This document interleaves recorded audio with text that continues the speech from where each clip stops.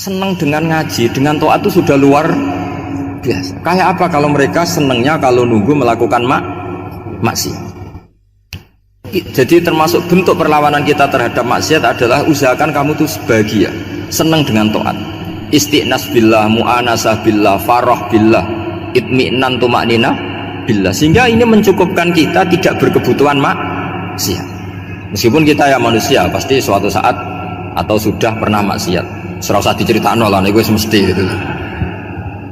Lah orang-orang dulu itu orang yang sukses mengelola bahagia ma Allah wa billah walillah. Sehingga wali-wali dulu itu jadi wali itu tidak mesti karena ibadahnya banyak, itu enggak. Mereka orang yang ibadahnya itu biasa sekali. Ulama-ulama dulu ibadahnya biasa sekali. Tapi qulubuhum ma Allah, hatinya itu ma Allah. Itu ada seorang wali itu jadi wali, Umar bin Abdul Aziz, yang dikenal khamisul khulafa. Khulafa. Di luar khulafa Rasyidin 4, di antara yang soleh adalah siapa? Umar bin Abdul Aziz. Itu ketika mau meninggal, itu senangnya bukan main. Itu semuanya nangis, beliau senang. Terus tanya, kenapa kamu senang? Memangnya saya kalau mati itu kemana aja? Ila khairi madhubin ilah, kezat terbaik. Dibang urip mbek kowe bolet atau mbek arhamur rahimin ya. Yaitu Allah Subhanahu wa taala.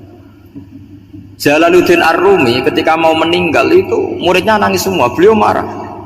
Kamu harusnya pesta karena saya mau ketemu kekasih saya, malah kamu tangisi, goblok sekali kamu, katanya. Jadi orang-orang dulu itu luar biasa. Karena tadi mereka tidak ingin ketemu Allah itu dianggap problem. Harus sesuatu yang membahagiakan. Makanya wali-wali itu kalau berdoa begini, wa khairu ayyami yauman alqa fih, dan jadikan hari terbaikku adalah hari ketika saya ketemu engkau ya Allah. Pernah dengar doa itu? Wa khairu ayyami yauman alqa fih, dan hari terbaikku adalah hari saat ketemu engkau. Nah, kan enggak, sampai mati ku wedi. Saya tidak tahu wedi dosa apa wedi Israel apa wedi malaikat siapa? Malik. Mungkar nakir. Sebenarnya tidak perlu seperti itu. Karena cara pandang Nabi itu ini bisa dipraktekkan. Kalau kamu orang baik, mati artinya apa? Ya baik.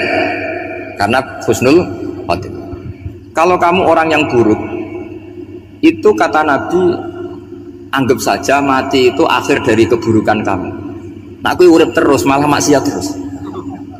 Maka Nabi itu kalau ngajari kita berdoa gini, Allahumma ij'alil hayata ziyadatan li fi kulli khairin wal mauta rohatan li min kulli syarrin. Ya Allah, kalau saya hidup ya anggap saja ziyadah fi kulli khairin, berpotensi nambahi kebaikan.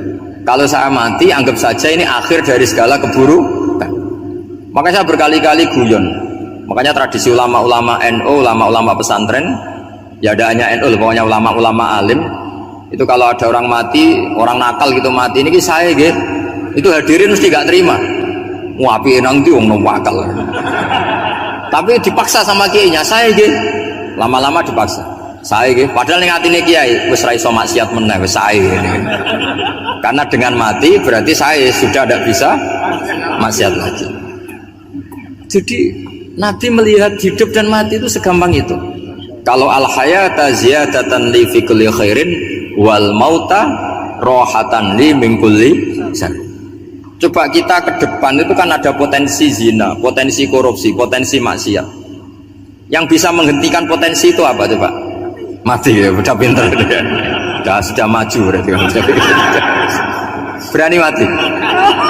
Berani. Tapi jangan di sini ngel-ngelo panitia. Artinya yang selama ini kita risau dengan kematian, dengan apa? Nabi ngajari kita tadi. Allahumma ij'alil hayata ziyadatan li fi kulli khairin wal mauta rohatan li min kulli syarr. Ya Allah, jadikan hidup ini sebagai bekal menambah kebaikan, dan suatu saat kalau saya mati, semoga itu akhir dari segala keburukan. Jadi artinya Nabi itu ngajari kita itu positif terus. Sama seperti ulamanya tadi.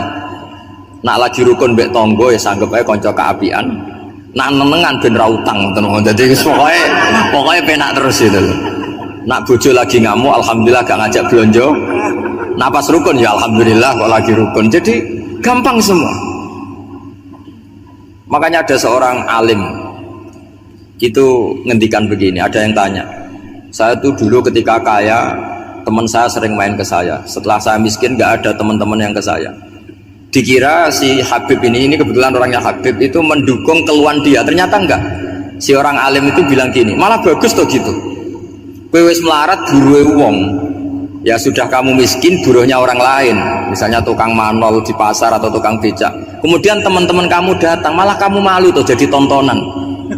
Bagus kalau mereka lupa, pas kamu miskin tidak ada yang lihat kata. Jadi apa ya, dianggap enteng saja gitu. Akhirnya orang ini nggak jadi ngeluh. Selama ini kan kita ngeluh ya, ketika miskin teman-teman nggak datang. Coba kalau mereka datang pas kamu buruh bikin foto di orang lain, mantan bos buruh, malu nggak? Milih datang apa enggak? Enggak lah, sudah bener itu. Jadi ulama dulu itu makanya sering baca biar tahu solusi hidup. Jadi ulama dulu itu gampang sekali melihat kehidupan itu, gampang sekali, indah, gampang. Sekarang tuh enggak. Orang itu cara berpikir nuruti nafsu, itu yang bahaya. Makanya Quran kritik ara'aita man ittakhadha ilahahu hawa. Orang yang cara berpikir itu nuruti hawa nafsu. Kalau zaman Nabi, zaman sahabat, zaman ulama itu enggak seperti itu. Sehingga cara berpikir itu mudah. Makanya kata Nabi, absyiru ya ma'sarul muslimin, kata. Kamu harus senang ya ma'sarul muslimin. Allah sekarang buka pintu langit yang sebelumnya enggak pernah dibuka. Dan Allah yubahi bikum malaikatah, dan Allah membanggakan kamu kepada para malaikatnya. Kenapa? Umatnya Muhammad, umatnya Rasulullah Muhammad SAW itu kalau sampean kepengen mati setiap saat itu baik, itu resepnya gampang kata Nabi. Addu faridotan wantadzoru ukhra. Jadi Allah memberitahu, ya Muhammad, umatmu ini luar biasa. Jadi misalnya tadi kita sholat subuh, ditanya, Bahak kamu sekarang ngapain? Nunggu sholat duhur ya. Setelah sholat duhur ditanya lagi, nunggu apa asar? Sehingga faman kanat hijratuhu ila Allah wa rasulih fa hijratuhu ila Allah.